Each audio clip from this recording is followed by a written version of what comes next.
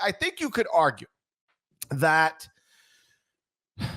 after UNC's win this weekend, the two most meaningful wins for bubble teams that also doubled as upsets belong to schools coached by famous alums. Juwan Howard's Michigan Wolverines as 5.5-point underdogs, very much on the bubble, upset Ohio State 75-69. Penny Hardaway's Memphis Tigers, very much on the bubble, as 2.5-point underdogs, beat Houston 75-61. Jerry Palm had Memphis in the first four on Sunday morning and Michigan as the first team out of his bracket.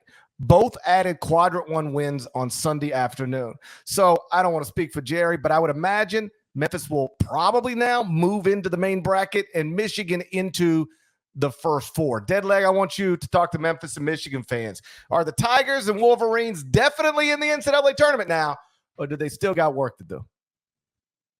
Lock them up. Lock them both up. Lock them up. Lock them up. We'll get to this when we tour the weekend, but there were a lot of results that benefited teams that needed to get a win and teams that were near the cut line lost. Lock them up. They're in. How about Memphis? I'm going to apologize to Memphis right now.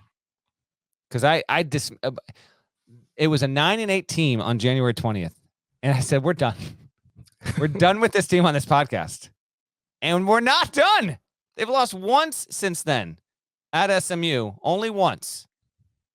SMU, by the way, bubble team supreme at the moment. But yeah, 19-9 here's now.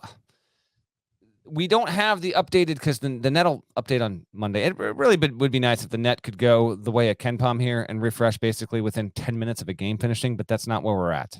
I'll tell you what it would really be helpful for, the top 25 and one, because I write these things at night typically, and then I have to wake up in the morning and double check them. I have to go back through 26, quad one this, quad two that, to make sure stuff didn't shift overnight, and every night something shifts overnight.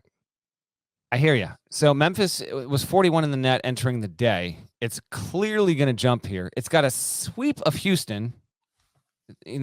I think it's going to be enough. 19-9, 4-3 quad one, 3-4 quad two quad three losses. I really think they're a lock. I know it sounds kind of wild, but if you start, they beat the Bama win's probably going to get them in. Bama win's good. Virginia Tech on a neutral. They're on the wrong side of the bubble at the moment, but that win's actually improved since then. The Wichita State win on the road has value. I think Memphis is in. Michigan's even better. Agree? Michigan's in a better spot than Memphis. Although, did you say that was reversed? Did you say Memphis was? Yeah. I'll run you through it real quick. I got both the breakdowns. Memphis, by the way, 10-1 in the last 11 games. They're 3-0 against ranked teams. 15-5 with DeAndre Williams in the lineup. Just 3-4 without him. 8-1 since Amani Bates stopped playing. They're up to 28th at KenPom.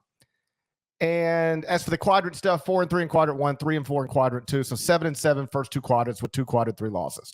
Michigan 5-9 in quadrant one, 3-3 in quadrant two. So 8-12 in the first two quadrants with one quadrant three loss to Minnesota. So Michigan 4 games under 500 in the first two quadrants, but only one quadrant three loss. Memphis 500 in the first two quadrants, but two quadrant three losses. I do think it's close, but I'll trust Jerry on this. He thinks Memphis is ahead of Michigan right now.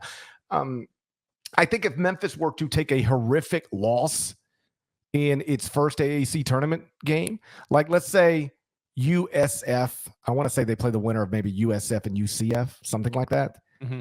If USF were to win and then they play USF and then they lose to USF and take that horrific loss, then I think they got to sweat it out. Like they'll be nervous, but still probably in the first four, probably get in. Because the thing you got to remember about bubble teams, we're like, they don't need to lose. They're all going to lose. All these bubble teams are going to lose again, right? You said this on Friday's show. I'd play it back, but I got no confidence in it. Yeah, good luck.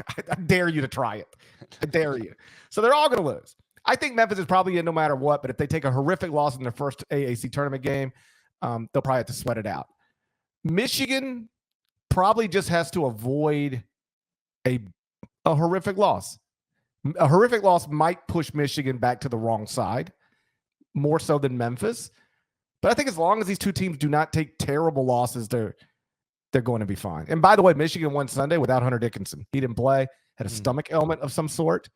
So that was a big win because, even with Hunter Dickinson, you're an underdog. Then you find out just before tip he's not playing, and you still go win the game. That's impressive stuff. We will have a little heads up here. Starting tomorrow, you will get some conference tournament preview pods, appetizer sized, if you will. Big Ten will not be one of the first 2 of those, so I'll mention this now. But the bracket's out. So Illinois the 1, Bucky 2, Purdue 3, Rutgers is the 4 seed.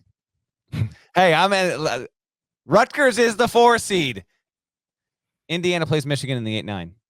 And that's I don't think that's an elimination game. I think Michigan's in, because when Howard got the suspension, I said Martelli's got to get that team to 3 wins, and I don't think he's going to do it. I thought they'd go 2-3. You got him to 3. Stick him with it. I still think they're good. But Indiana Michigan 8-9 second round matchup, that'll be Friday. That's got some serious intrigue to it.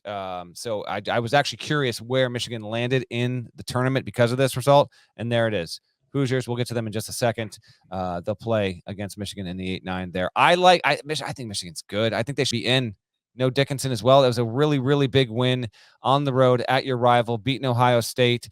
And the pattern continues, by the way. Since February 10th, this is Michigan. Win, loss, win, loss, win, loss, win, loss, win. If the pattern holds, Indiana will continue to save its season and beat Michigan when the Big Ten tournament starts later this week. But we'll have to wait and see.